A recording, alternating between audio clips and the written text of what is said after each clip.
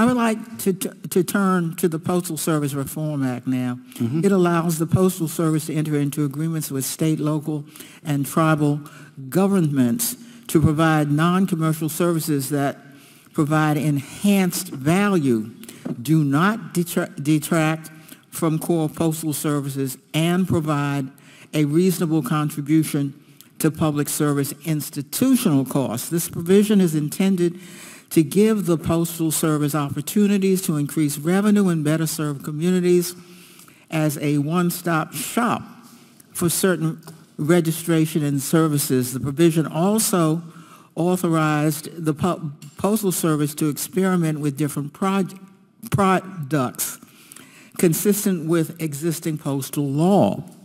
The Postal Service currently performs non-postal services for the federal government.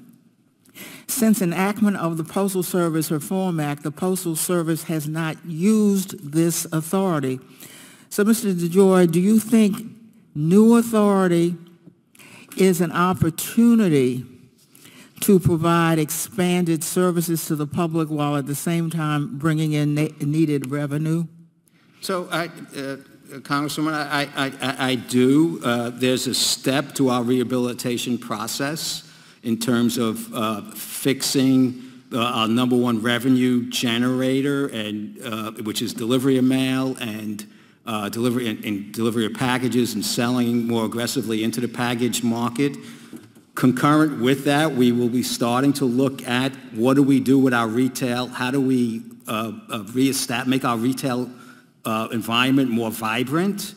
We sell now, I mean, I love them, priority mail bags and Hallmark cards, but that's not going to drive where we need to be to maintain this massive network. And we have a lot of ideas, but with those ideas needs to come, I need to, have those ideas identified, resourced, a project plan, and so on and so forth. And that's on the table. We're re-looking at our whole sales force right now in terms of how I align people, the organization, to pursue projects so they don't have haphazard starts and go into it a long time. So I appreciate the wisdom of the Congress to put that in. I understand what its intention was, but this is a journey for us. That's a new initiative, and I can assure you that we will have resources dedicated trying to figure out just how we capitalize on the opportunity. So what kinds of non-postal services might the Postal Service pilot or explore? So I think, one of the things that has been, the way I look at it, we have an infrastructure, and it's everywhere, right? And it has a front door, and it has arms and legs attached to it that can take something anywhere and so forth. It could be used to meet. It could be used to stock products. It could be used like we did in the kit program, the COVID test kit program that we worked, where we delivered 700 million COVID test kits. That was using our particular network. Once you have the ability to have infrastructure in these areas, what are in fact the services that we want to provide? We know we already have digital identity. We know we already have, we do passports. But there's a lot of different types of services that the communities can use that we would be interested in,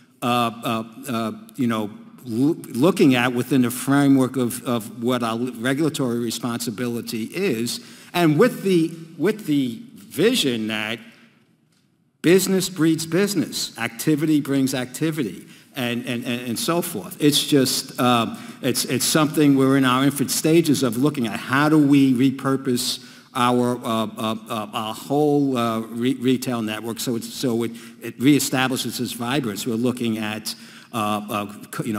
shared workplaces with small businesses. We're looking at lock boxes. We're looking at stocking, critical infrastructure, critical parts and product deliveries for hospitals and service centers and so forth. There's a lot that we can do, and just looking at some of the services that are needed in the commercial marketplace, but are less available in some of these other locations. I think that's a good role for us to play with our physical distribution capabilities and our retail stature and presence everywhere. And we're going to chase after this stuff. Thank you, Mr. Chairman.